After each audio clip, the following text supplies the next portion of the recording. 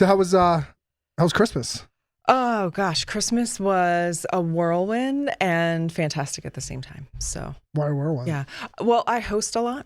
Oh, we did too. Yeah. We hosted a ton this year. I know it was a lot. It was my parents' 50th wedding anniversary as well. So right after Thanksgiving, we did a huge party for 75 people. And then I host the family Christmas party, which was 35 people at my house, and then Christmas Eve, which is 25 people at my house. Yeah, we did. So we did Christmas Eve, the 7 fish.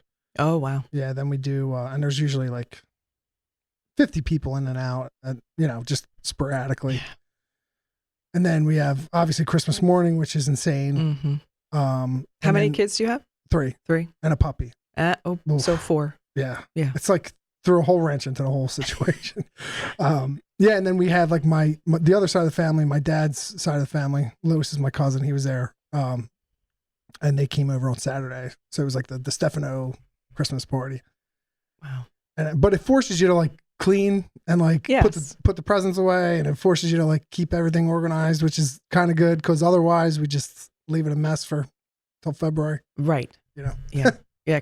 But it can be exhausting. And 7 fishes, that's hard to do. Nah. I mean, I guess you're used to it. We so got it whatever. down to a science. Yeah. We got the schmelts. They, they clean and fry them. So like my mom, my aunt will do them.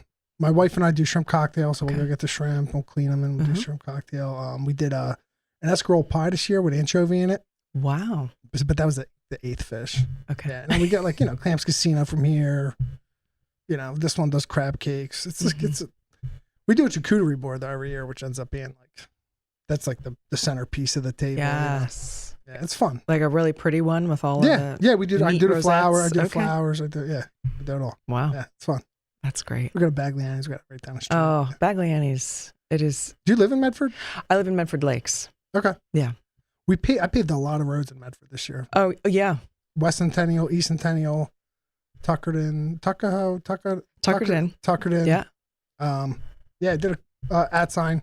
Oh, yes. Okay, so you do paving. Yeah. Okay. Heavy highway construction. We had a lot of stuff done in Medford Lakes. Too. Yeah.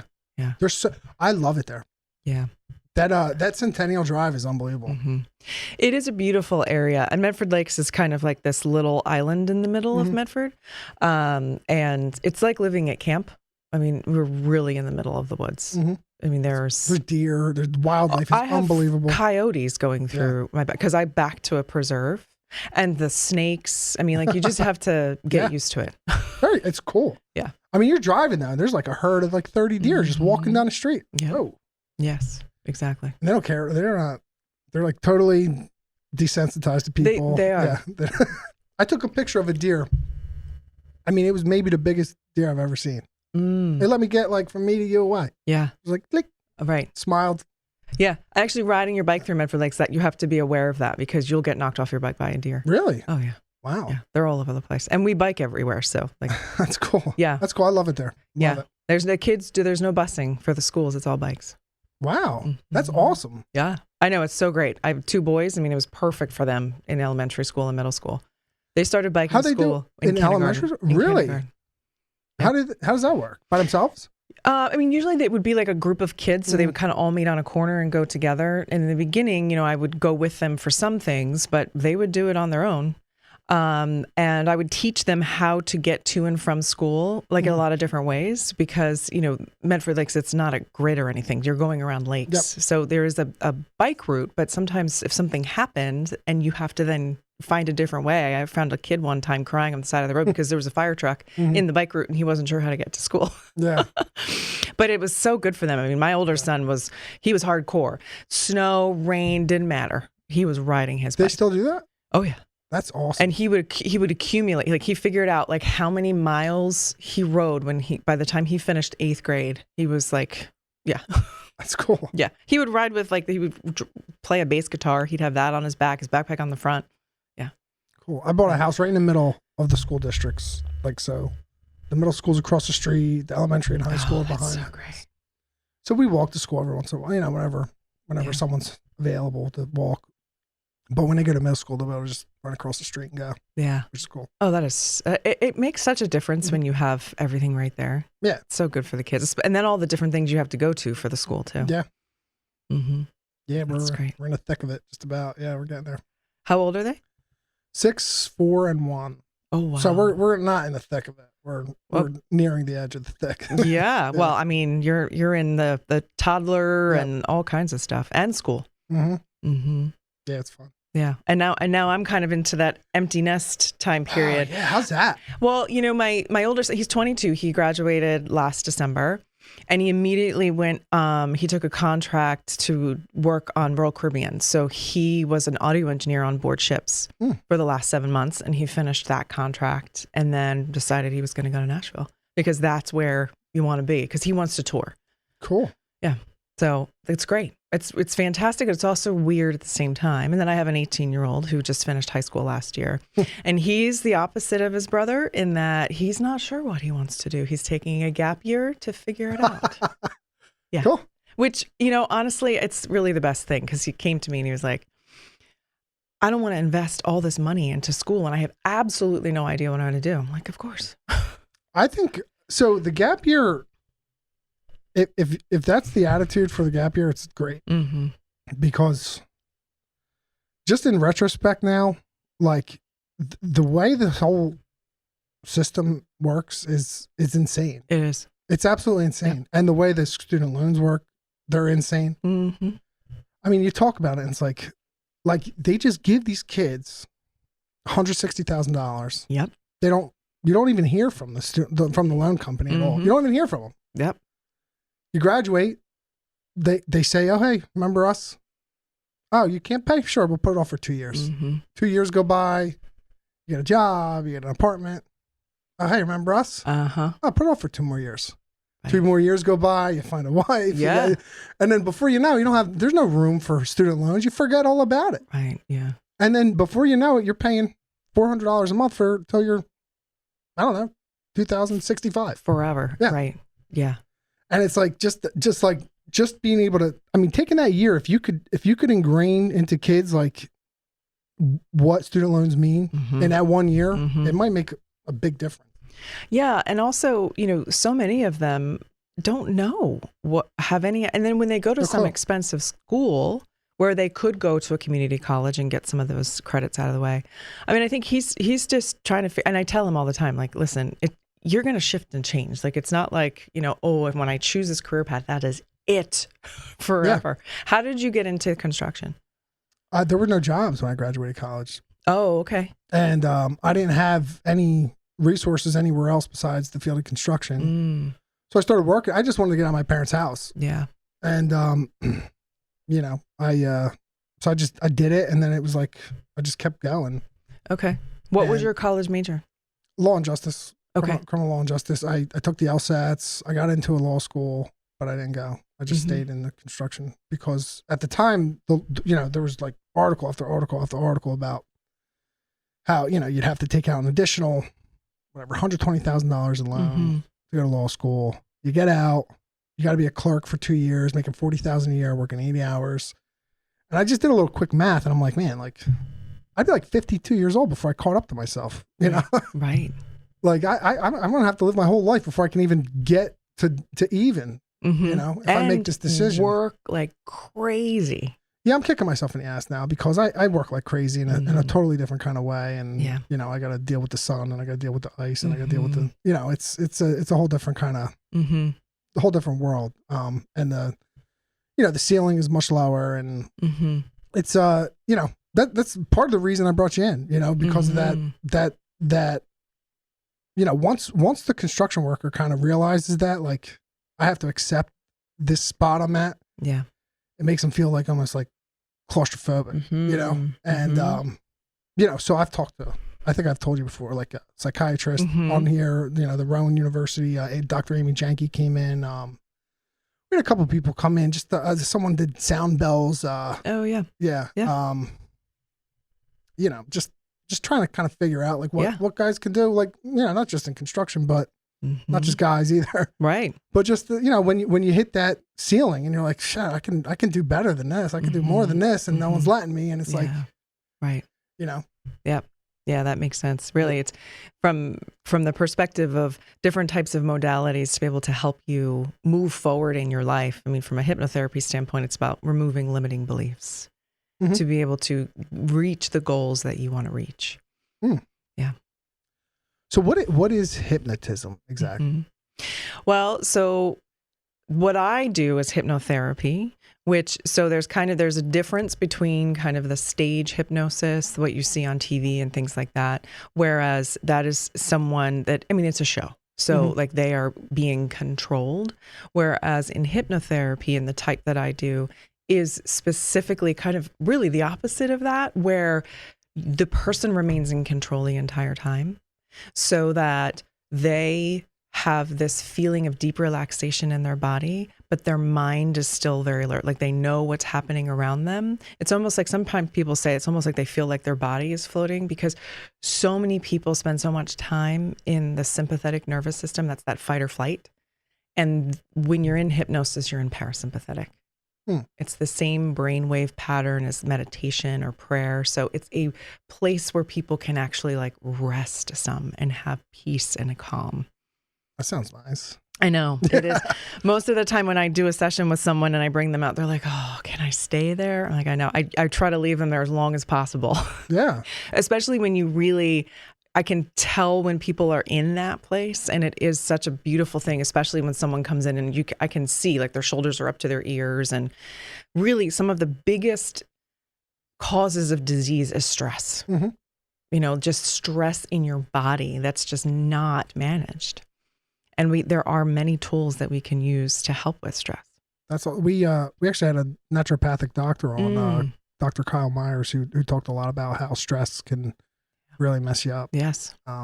Yeah. So it's all very stuff, I've been looking into now for 2 years, you know?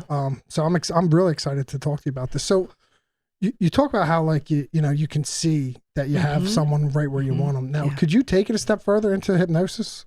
Well, that is hypnosis. I mean, could you take it a step further into like that uncontrollable? No. Okay. No. It's totally two different things. Those are two different things. And really that's, almost kind of like that stage hypnosis piece is almost kind of like a magic type of thing. Like I've had some people come in and say to me, oh no, I want you to just hypnotize me and then fix everything. I'm like, if I could do that, that would be a whole different kind of business.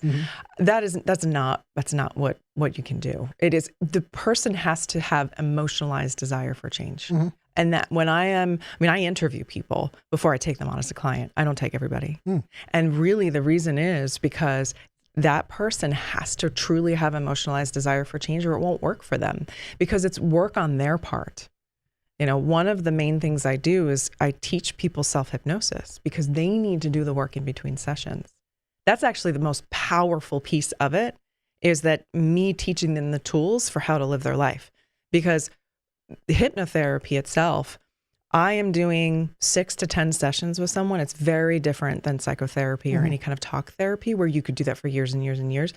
Really, it's part of my ethics that we get to your goal in 6 to 10 sessions. And is it a week between sessions?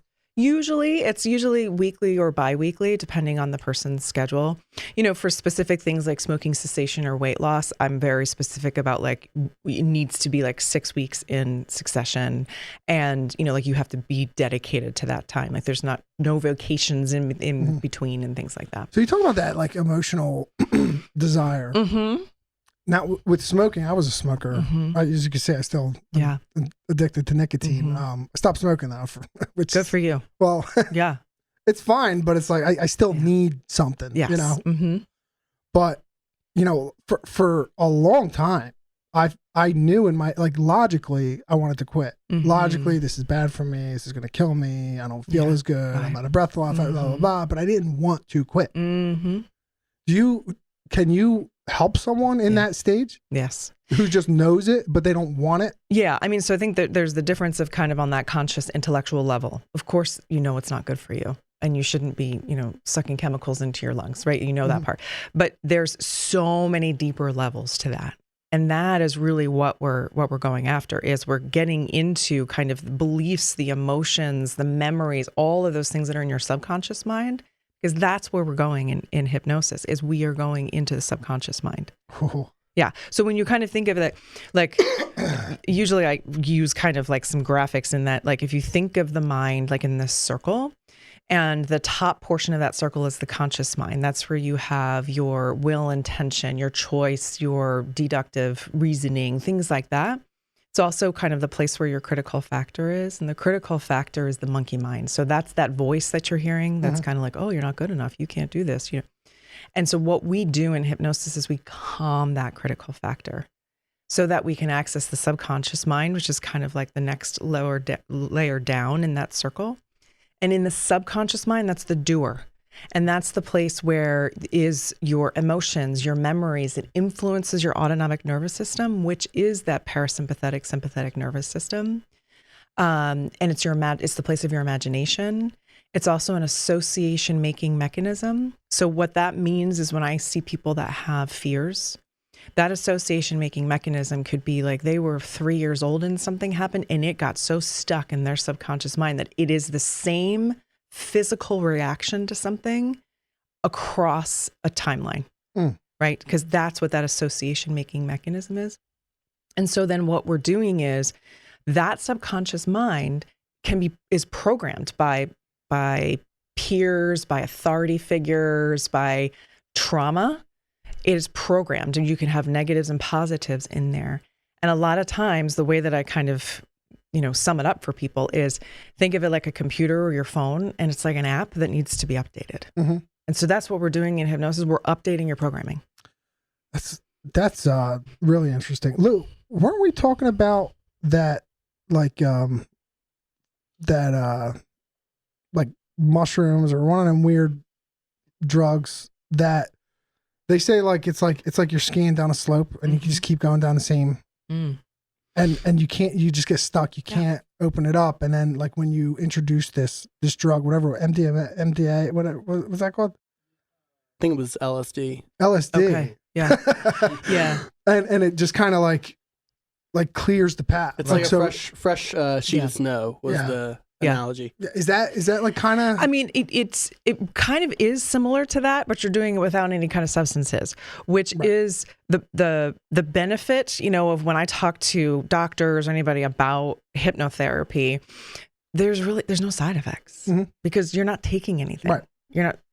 You're really accessing the power of your own mind. I'm just guiding you. Do you work in tandem at all with any of these, with doctors? Psychoceuticals or whatever? No, not with psychoceuticals. Okay. I definitely don't do that at all. Okay. That's a whole different category of things, and it's really outside of my scope of practice. I know there are some, I don't know if they're hypnotherapists, but there's definitely practitioners that do that kind of thing. But that's why I specifically say to people, like, there can be some side effects if someone is taking something, and then I do hypnosis with them. Scary. That's scary stuff. Yes. I mean, it's all like you're messing with your brain. Exactly. Yeah. Which is why, I mean, like you saw, I had you fill out my intake form. And the reason for that too is, let's say someone comes to me and I do a pain management and they have migraines. I have great protocols for migraines, but I need a doctor's note before I'm going to do hypnosis on someone with migraines.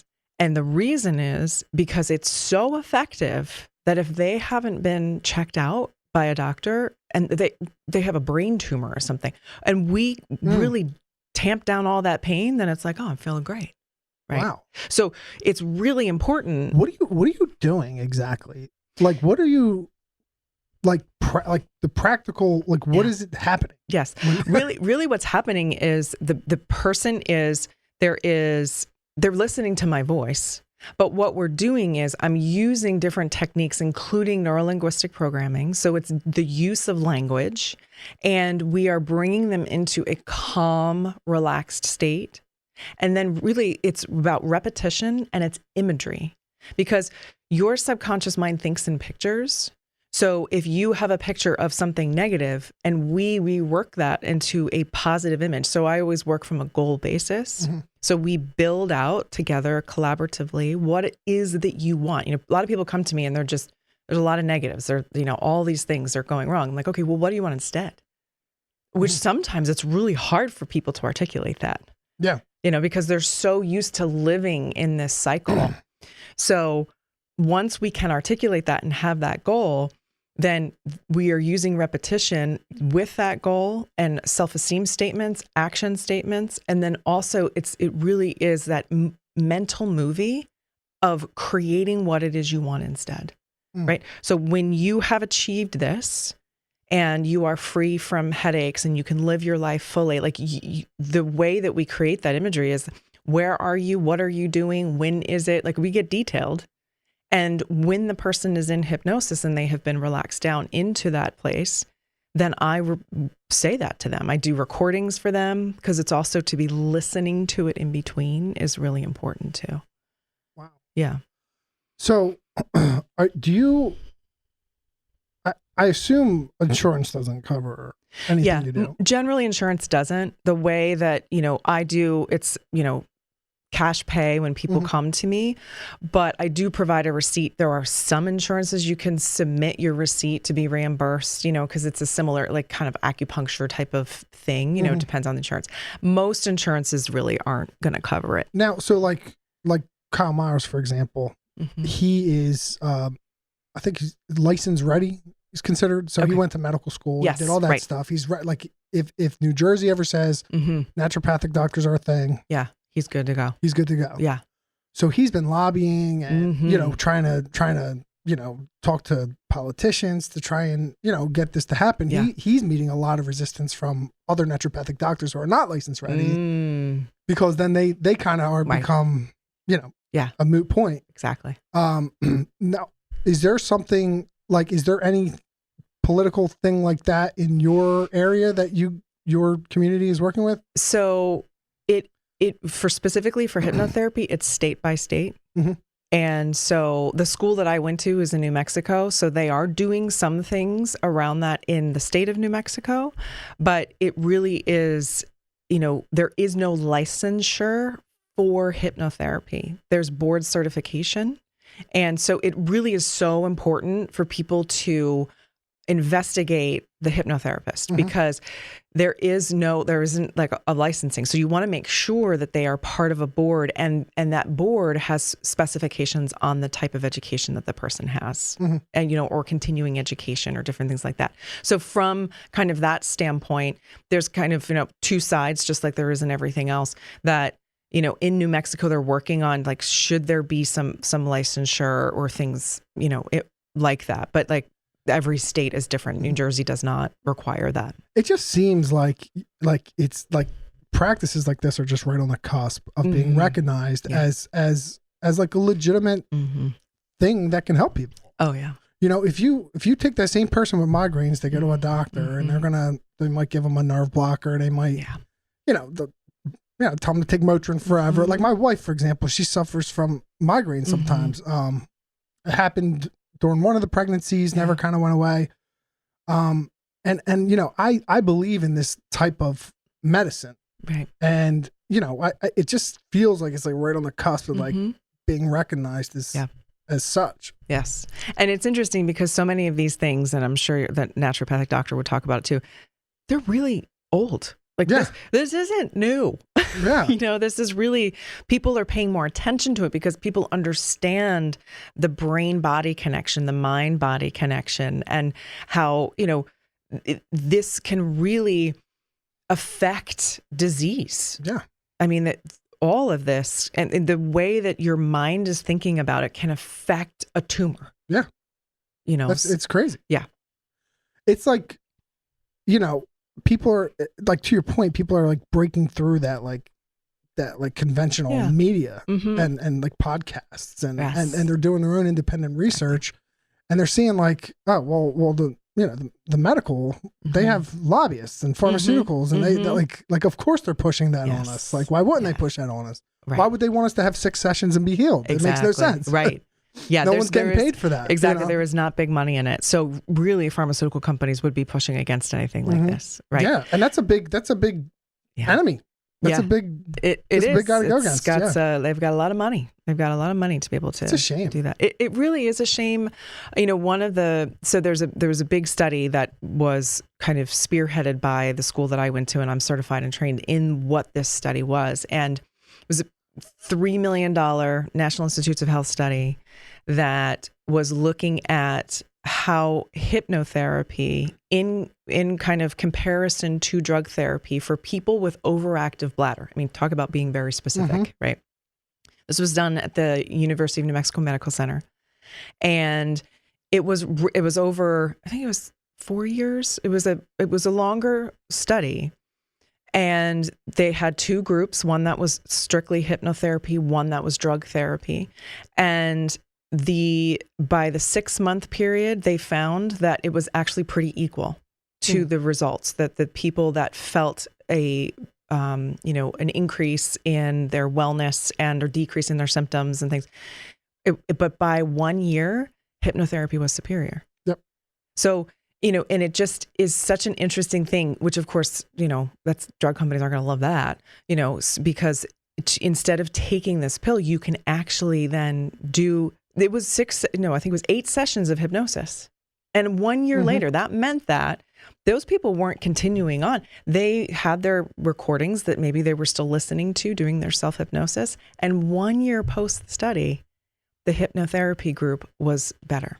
It almost is like the medicinal side of that is almost like the placebo effect, because that 6 months they're equal. Yeah. And they're like, oh, well, I have medicine now. I feel better. Yes. It almost, and that's like that placebo is like another neurological solution to a problem. Yeah.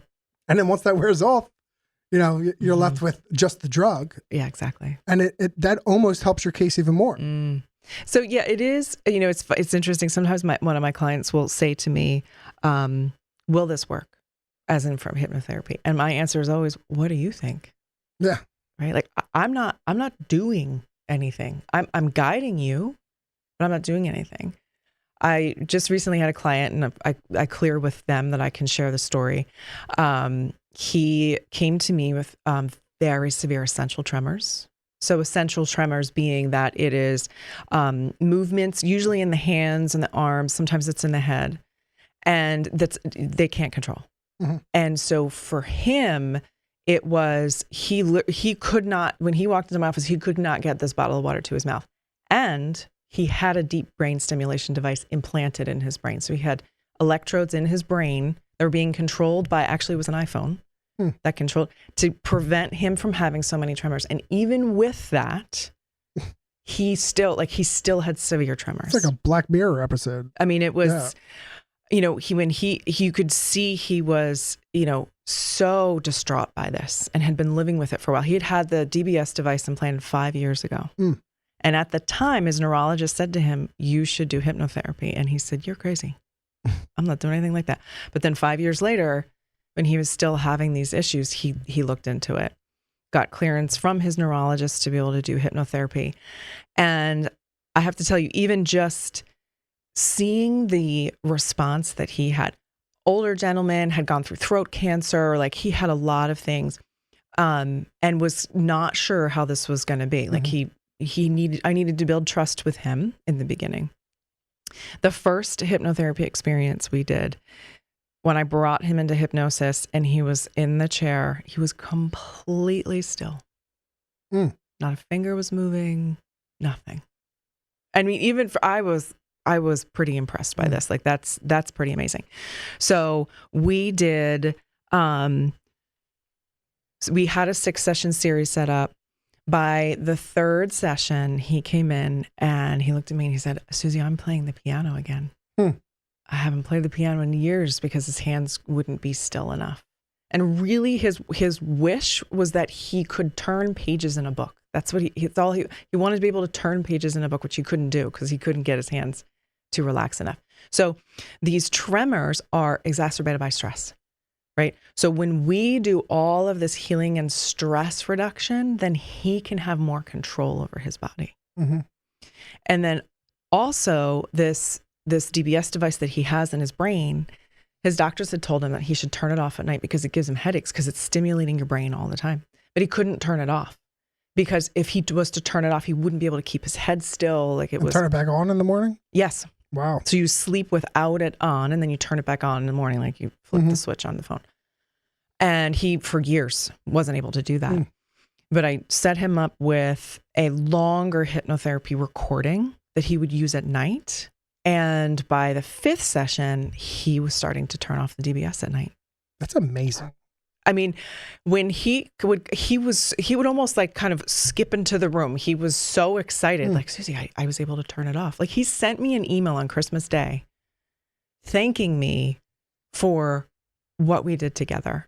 And I told him, I said, you're the one who did this. I guided you, but you were the one who got yourself to this point.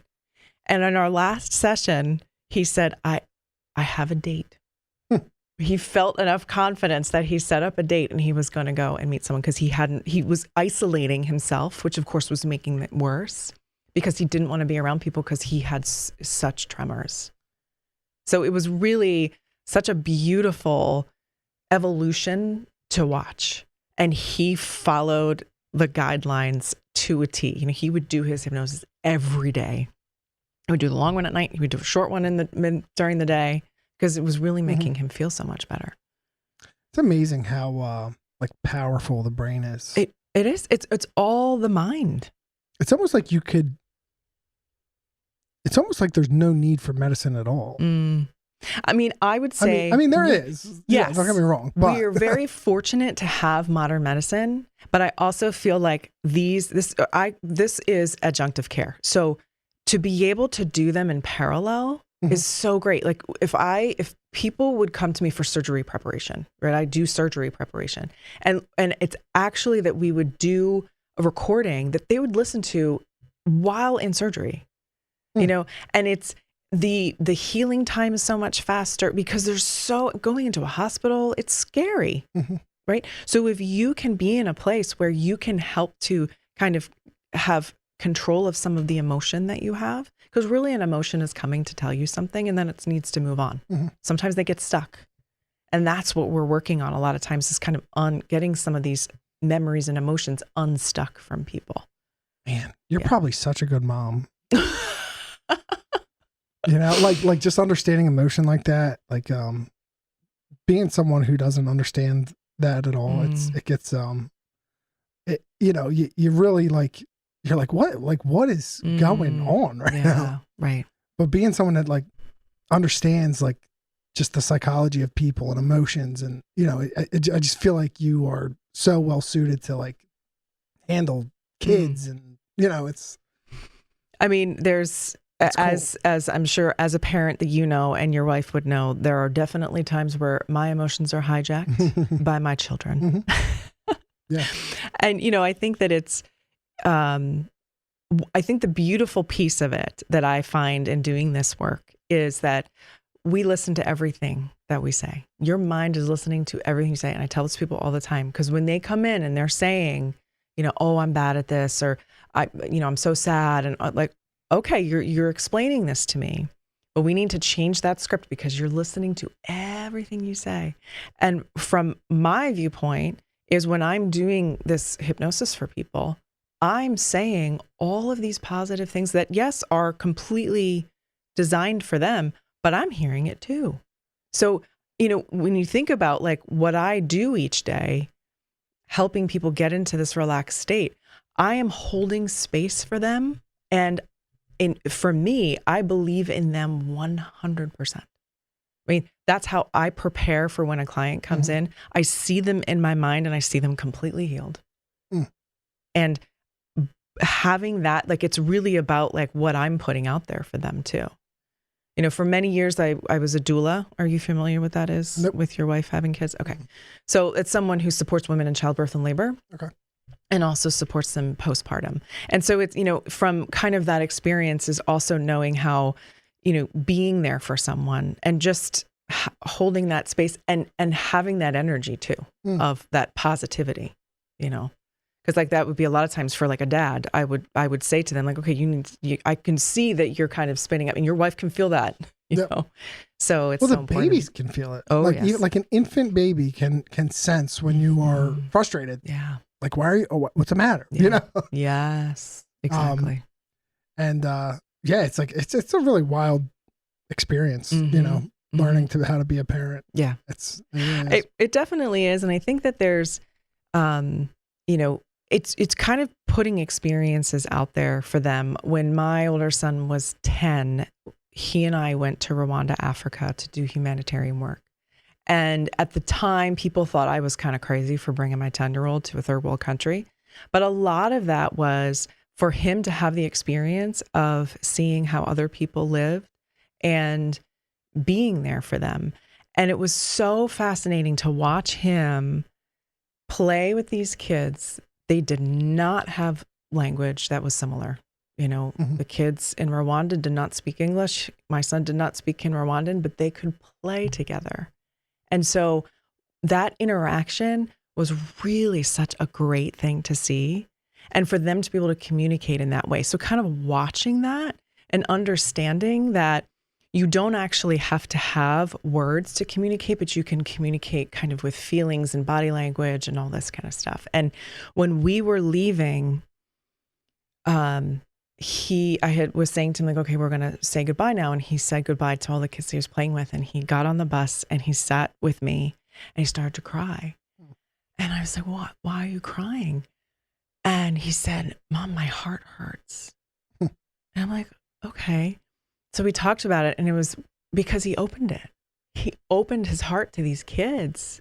And so when he had to say goodbye, that was the emotion for him, was to cry, you know, to kind of like release some of that.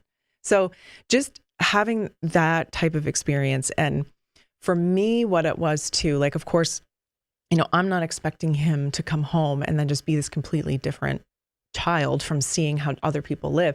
But what it did do in seeing now him, you know, as a young adult, is it changed the trajectory of his thinking in how he approached the world and looked at things, because he saw different things from the experiences that he had. So I think, you know, that is really helps in that way of understanding emotion and feeling. That's profound. Yeah, I watched my son get embarrassed for the first time in his life. I think it was 2, and we were at a playground, and a little girl said something about, you know, chocolate being on his face. And I watched him cover his face and get embarrassed. And I've actually thought out loud on this podcast, like what that could do to a 2 or 3-year-old, and like what kind of effect that could have. And like, I watched him for a while have like a little bit of a, you know, I don't want nothing on me, like freak out if something spills on him, or if, you know, has to change his pants, and like, and, you know, I'm like, man, like, and I watched him break out of that too. Like I watched him work through that. And it's like, man, I wonder like if there's kids out there that just can't ever break that, you know, like if it just gets stuck. Yeah. And now they're just like this, like OCD, you know, and it's just like that's how you develop this OCD. Yeah. You know? Right. And it seems like such a simple thing to practice a hypnotherapy to kind of break free of that, you know, rather than just like prescribe medication for OCD. Yes. You know? Right. Oh yeah. So I'm like, that's why I'm so drawn to this. And thanks for sharing that story about your son. That was it was really cool. It was really cool to hear. And, you know, I think hypnotherapy for children is very, very effective, because their critical factor, you know, as an adult, you know, we've kind of gone past that imagination kind of stage, whereas children, they react so quickly to it. Like a session with a child could be half the amount of time that it is with an adult, you know, and, you know, they just respond so well. The referring physician in my board is a pediatric ER doctor. And so he is the one that, you know, if whatever kind of cases I have, I will call him for a medical consult, and especially when I'm working with kids. And it's fascinating, like with the kids that he will work with in the emergency department, and how he can help them through scary times or when they're in pain or things like that. And kids just respond so well to it.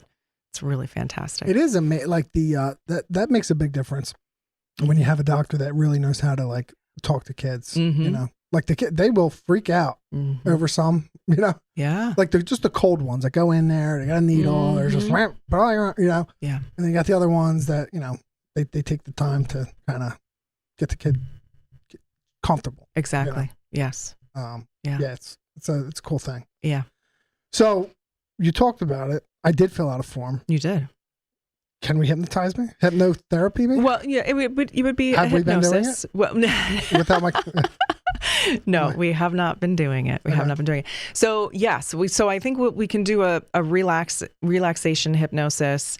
Yeah, I brought all my notes with me because I wanted, because I usually, when I'm doing this, I'm following the client the entire time. Mm-hmm. So I'm seeing what it is that you need to relax deeply and fully. Okay. So, so for you, or do you have like a back on your chair?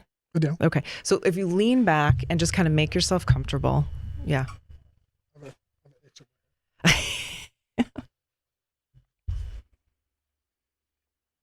Okay. All right. Okay. So now to enter into hypnosis, I'm going to have you take 3 deep breaths. So you're going to close your eyes down. Good. I'm going to guide you to take your 3 deep breaths. You're going to breathe in through your nose and out through your mouth very slowly. Okay. 1, take your first deep breath in, hold it for a pause, and then exhale very slowly.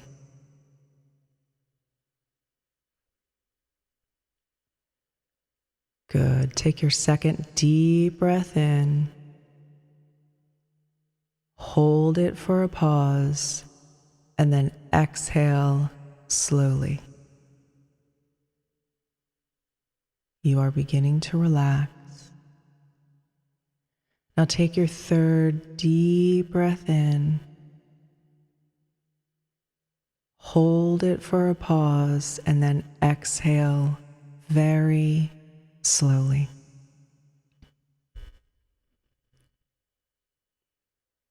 Good. Now breathe normally. In and out through your nose. Good.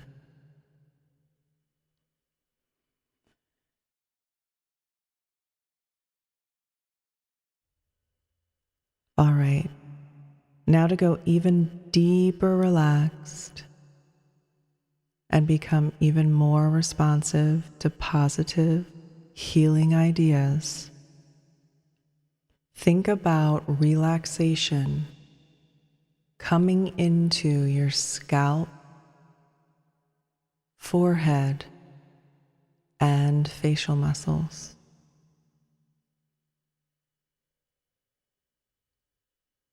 You are at ease,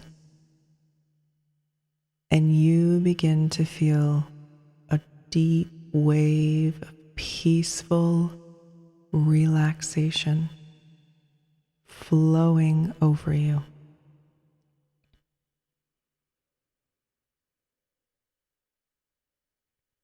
Imagine a warm, relaxing feeling moving into your neck.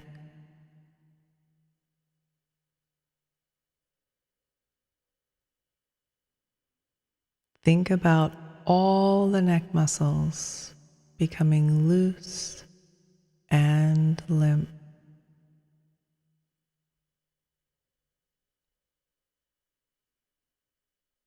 Now, slowly and gently, move warm relaxation into your shoulders and down into your arms. Imagine that you are resting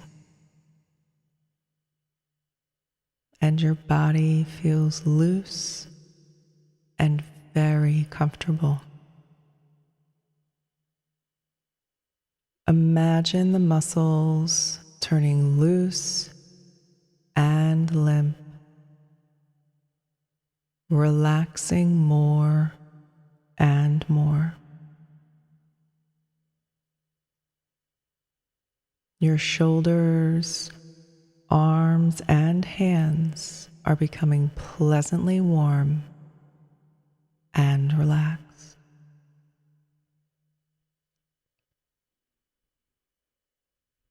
Move the comfortable, relaxing sensation down your back now. Imagine, sense, and feel that you are sending the warm, relaxing feeling into all the muscles of your back.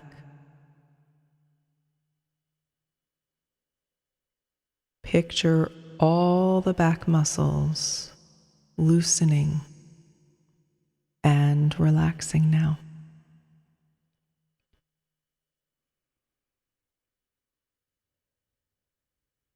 That's right. You are becoming more deeply relaxed and at peace now. Send the warm relaxation down into your legs.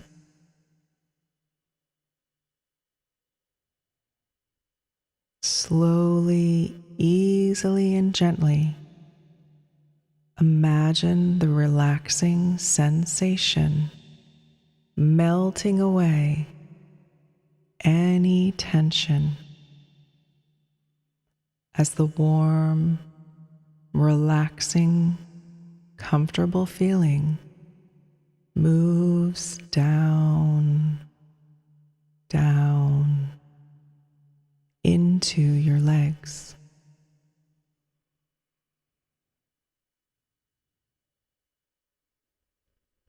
Send the relaxation down past your ankles now and into your feet. Your feet and toes are becoming warm, relaxed, and comfortable now.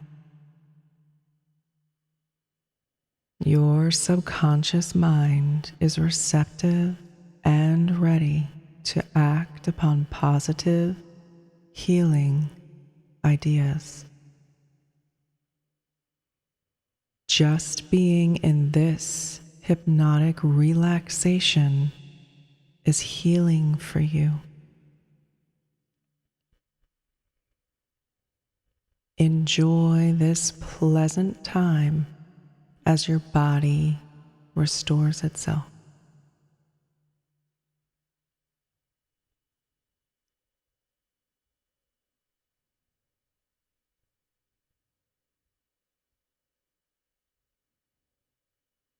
Now, to help you relax even more, I will count down from 10 to 1.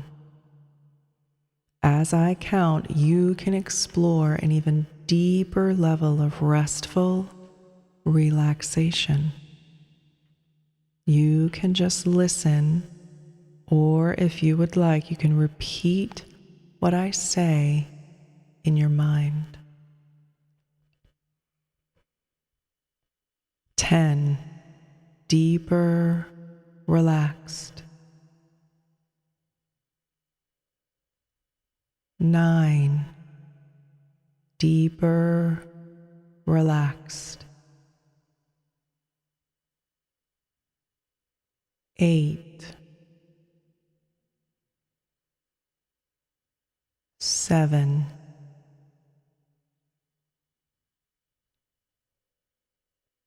6. Deeper, relaxed. 5.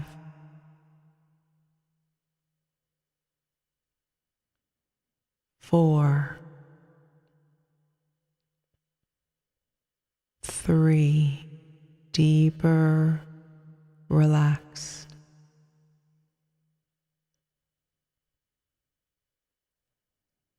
2.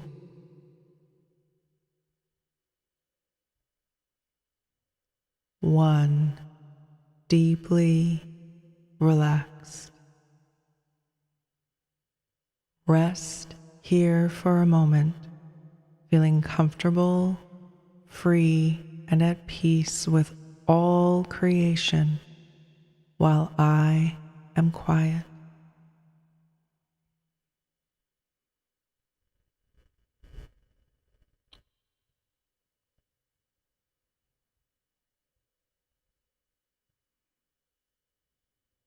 Each time you practice hypnosis, you go deeper and faster into the hypnotic state. Each time you are hypnotized, you respond more profoundly. This occurs because it is your natural ability to do so.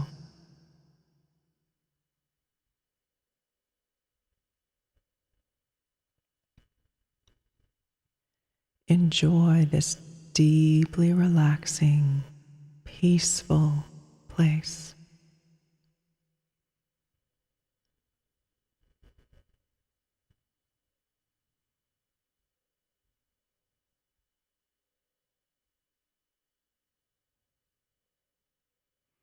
Now I'm going to count from 1 up to 5 and then say fully alert. As I do, bring yourself out of hypnosis. On 5, open your eyes. You feel rested, relaxed, and refreshed. 1, slowly, calmly, easily, and gently begin to bring yourself out of hypnosis. 2, each muscle and nerve in your body is loose, limp, and relaxed. You feel wonderfully good. 3, 4, your eyes begin to sparkle, feeling crystal clear like your face was bathed in cool spring water. 5, eyes open, you're fully alert. Take a deep breath in. Stretch a little bit. Good. Rub your hands together. That'll help you ground. All right. Tell me about your experience. So, I was thinking, I hope Lois doesn't fall on us too, because both can be out. Yeah. I know there should probably be a warning in the podcast, like do not try to practice this while if you're driving. Yeah, don't. Yeah. So I felt my hat resting on my on the mic stand, and I didn't realize it was the mic stand. So I thought my head was lighter, and I thought I was like this like crazy thing you were doing. Yeah. It's like, man, I feel like I'm like resting. Yes. How's my head floating? It was off my amazing. body? Yeah. And yeah, I thought about my family a lot. Mm-hmm. Yeah, that's all I thought about was my family the whole time. Yeah. I thought about that scene in Old School when he gets hit with the tranquilizer dart and he ends up in the deep end of the pool. It's like, hello, darkness, my old friend. Oh, that's funny. That song. Uh-huh. But yeah, I mean, you tell me to go to like a calm, relaxing place, and it's like in a living room with my family, which is usually the most chaotic place in the whole world. But that's just, I guess, where I'm most at peace. Did you feel like your body was really heavy or really light? Light. Okay. Yeah. Yeah. It felt light. I was like in and out of it a little bit. Yeah. I had to like bring myself back. You know, I think about Lewis sleeping on the and I kind of laugh a little in my head, and I had to go back. But that was yeah, and definitely your mind can kind of go in different places, which is why I'll say, like, if you can follow my voice, like saying it mentally in your head to kind of help you keep focused. But I think a lot of times people are surprised, in that they'll be like, okay, I think I'm in hypnosis, I'm not sure. But then when they come out, they're like, oh, I really felt that. Like, I really felt like I was pretty deeply relaxed, because that's where it's like your mind is still aware, but your body is fairly deeply relaxed. Well, when you start counting up, you can feel the stress coming back into your veins. It feels like, it feels like you're circulating stress through your body. Right. And like when you start to like come out of it, you can really feel it. Yeah. I felt it in my back. Did you? Yeah. Not like painful, but like just, it was just, you could feel it. Yeah. Right. Yeah. Yeah. Which is probably where you probably hold quite a bit of stress, is in your back. Yeah. Yeah. Yeah. That's good. That's really cool. Yeah. So you enjoyed that? Yeah, I did. Good. I did. Yeah. One of the techniques I use sometimes, it's called inner wisdom integration. And it really is kind of like when you have like that kind of stress in your back, like we're kind of pulling that out and really kind of trying to figure out like what it needs. Like that's a lot. Like what is that emotion? What does that tension? What does it need to feel better? right? And so a lot of times people are, it's kind of a metaphorical type of experience where you're kind of talking to parts of it's kind of parts therapy, in that you're talking to parts of your body to figure out like, okay, what do you need to feel better so that we can give it that, and to just be able to resolve that and feel so much better.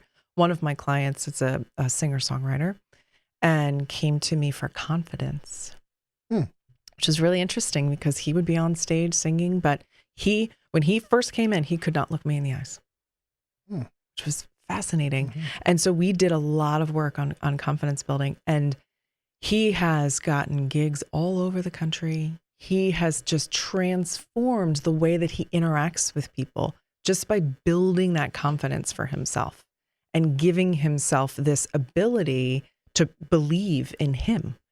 And then he puts that out, and he'll send me videos of the performances that he does, and it's such a transformation for him.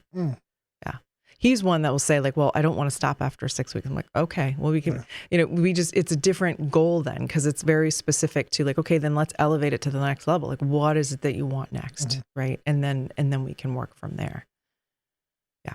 That's cool. This is, it feels like something that could be really useful for high stress jobs, like construction. Yeah.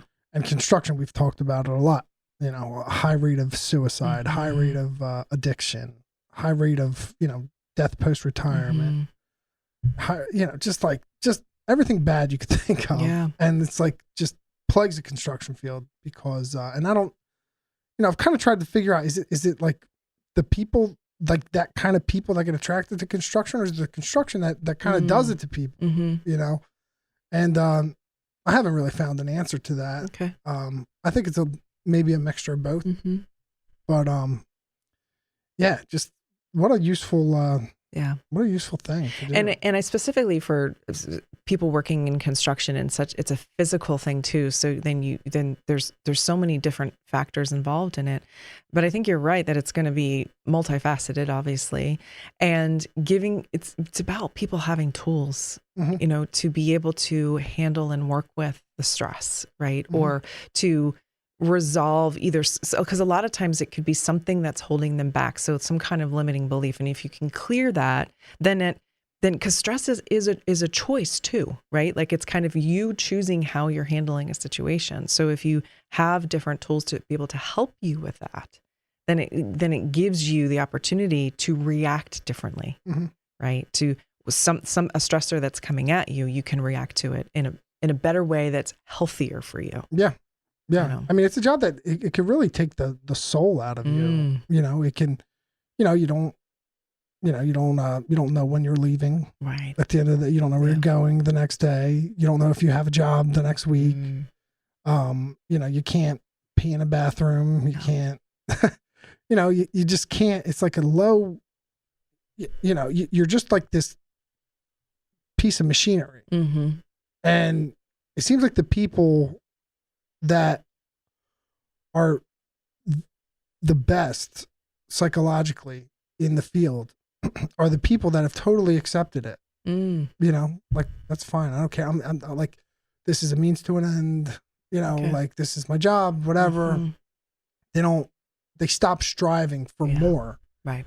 And I feel like when you hit that acceptance of like, all right, this is it. This is what I'm doing. I accept it. Yeah. I'm your whatever you need. I'm your tool. Right. Then it kind of takes a little bit of the person out of you. And it like, I feel like I'm in a stage right now where I'm like fighting that. Like, do I just submit it? Like, do I just say, okay, like this is it. I'm yours. Like I am, Right. I'll work. When do you need me to work though? Oh, nights tomorrow. Fine. Let's work nights tomorrow. Okay. You want to do this? Okay. Let's do that. And and you're at the mercy of like someone else. And, a lot of guys, they have side jobs, and we've, that Dr. Amy Janke told, kind of explained to me, like, it's a form of control, like having a podcast or, working on the weekends. It's like just a way to control your life. So you don't feel like you're just this puppet all the time.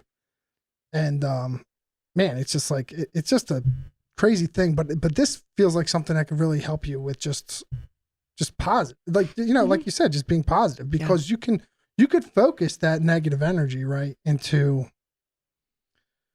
you could just be angry about it. Mm-hmm. Or you can just, like I have all these great things in my life, right? Like I have an awesome family. I have a great house. I have, a nice car. I have this podcast. I have like a lot of great things. And a lot of my energy just goes into like this thing I'm trying to like beat, like I want to beat this construction game. Like I want to do better than what I'm doing. I want to like, and like, that's where my energy goes. Right. And man, if I could figure out a way to like put my energy into the good stuff and just kind of like separate it a little bit better. I just feel like, for me and probably a lot of other people, something that could help in the long run. Because it sounds like it creates a lot of friction, when you're trying to beat something. Yeah. Right. So it is, I think, when you're talking about focusing on the positive things, because that, as I say this, what you focus on, you create. Right. So if you're focusing on the good, right, you're focusing on the things that you are grateful for, like that is such an important piece to it. But then that's why focusing on that positivity is so huge, right? Like, yes, there's always going to be stressors in life. There always is. That is the way that we are. But how you can, get your head wrapped around that and the amount that you focus on it. Like, okay, yes, there is this friction here, but it's also to let it go. Like, so what is it that you're controlling? Right? Because that is the big piece of it is a sense of control. Right? So from your job, from, the people that are just, they kind of have resolved to like, this is the way that it is. A lot of times what I'll say to people is, okay, so when you have this, like you're holding on so tightly to something, like how's that working for you? Right? Is it getting in the way of you living the life that you want to live? Right? Some people are kind of really stuck in their suffering. Right? It feels like the pursuit of the life you want to live, though. Yeah. But it does get in the way of the life that you can have and that you want to live. Right. But when you think about like, you are living the life you want to live. Yeah. Right. So appreciating that, right. And really looking at that. And, it's that piece of every day looking at your life and finding at least one thing that you are so excited about or so happy about or so grateful for, whatever that is, because that continues to build. Right. Like when you start looking for those things, then your brain starts looking for that. And that's one of the things in hypnotherapy, which actually this study that I referenced earlier proved, is that hypnotherapy actually does change neuroplasticity, positive neuroplasticity, because you are actually changing the pathways in your brain by thinking in this positive way, by actually looking for things that you are thankful for, or just not being in this loop of negativity all the time, because it's not helping you. Right. Suze, do you want to shout out your practice and kind of let people know where you're at, how they can find you? Yeah, they can find me online, SuzyWestHypnotherapy.com. And I'm located in Medford, New Jersey. I do telehypnosis, so video. It actually works just the same, which is great. My hypnotherapist is in California, actually. But I see a lot of people in person. So located right in Medford, it's really easy to find. But yeah, the best way to reach out to me is online. You'll find a lot of information there. The school that I went to, I have written a lot of blogs just to kind of give people an idea of what hypnotherapy is. And it's about people feeling comfortable with their hypnotherapist. So whenever people are looking for a hypnotherapist, they really want to find someone that they feel connected to and that they can trust, because, this can be some deep work. Some people that I've worked with, though, when I say like, oh, they've done some deep work, they will say like, this was so much easier than the years of psychotherapy that I did, right? Like to get to this point. But I think the biggest piece of it is having this emotionalized desire for change and being committed to that, and knowing that I'm going to help you build the tools that you need, and every day you work with those tools, right? And that is really, for me, the best thing, how I can be, a change agent in society is by teaching people self-hypnosis. Cool. Yeah. Well, have a very happy new year. Thank I wish you. your son in Tennessee the best of luck. Yes. And it's exciting. your other son who's taking a gap year, the best of luck. I hope he learns a lot and doesn't just, use it to, travel to whatever, Alaska or whatever. Playing video games. Yeah. I mean, he's traveling a lot. Cool. So actually that's Oh, really that's good. nice. That's Cool. how you learn things too. Yeah. Yeah, Into the Wild. I was thinking of Into the Wild, the magic boss. Yeah. Yeah. But thank you so much for I'm glad I pursued this. Yeah, thank you for inviting me. Yeah, this is really cool. It was very interesting to talk with you, and thank you for this. Yeah, cool. Thank you too. We'll talk soon. Okay. All right. Thanks. Bye.